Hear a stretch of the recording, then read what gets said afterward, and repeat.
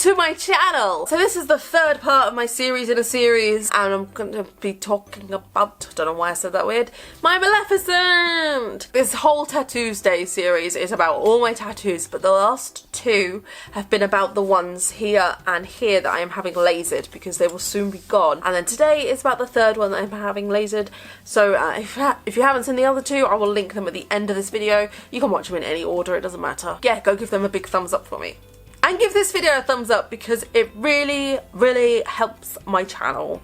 Even if you dislike the video, that still helps. This was like one of my very early tattoos, maybe even like the third one I ever got done. To be fair, it was alright. It wasn't, it could have been so much worse, especially considering the studio I went to.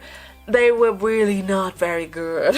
This is the design that I took into the studio to get tattooed. Like, this is the picture I took, and then this is what I got. So when you look at it side by side, I can see, okay, it's not good. It's not what I asked for. But if you take this picture away, it's alright. It looks like Maleficent, and then you can tell it's Maleficent. I got it done when I was about 16, so yeah, a very long time.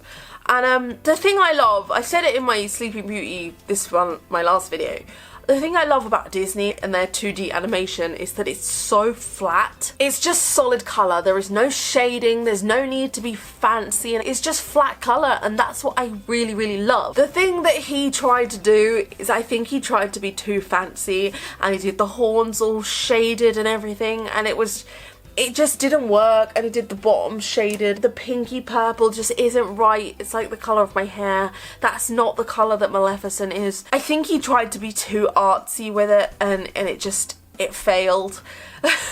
Whereas if he'd just done the straight flat colour that Maleficent is, she's black and green and purple, and they're the colours that I love, it would have looked really, really good. I love the design that I chose, but I think even if this was good, I still would have had it lasered or covered, because I now do not like the design of it. Like, when I got it done, I was very happy with just having her head, but now I want more of her. It's like, she's my favourite Disney villain. I mean, she wants to kill a baby, for God's sake.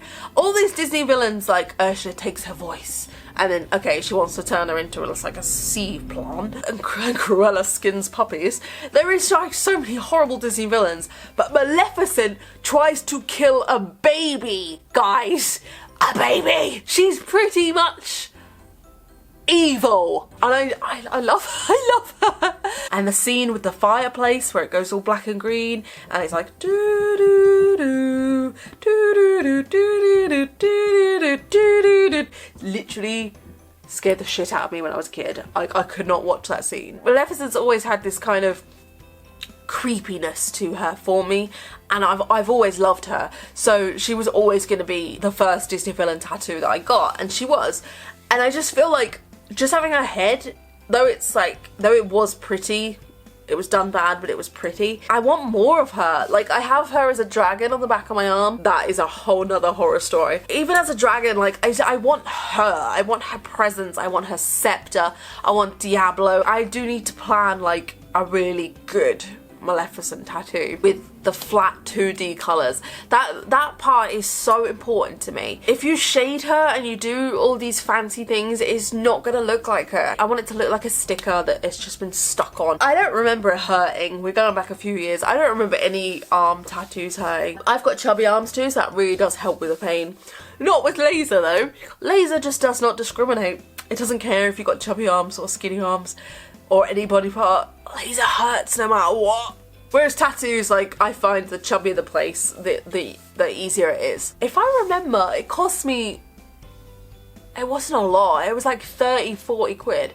Now if somewhere offers you a tattoo for 30 quid, it's gonna be tiny, and it's gonna be like just outline or very small amount of colour. I do wish I'd waited, especially with Maleficent, and got a better one. I was like, even though I was happy with her at the time, and even now, like, she wasn't awful. You looked at it and you knew it was Maleficent, and I could have had her reworked really, really easily. I could have had the colours gone over and everything, but I just didn't want her head.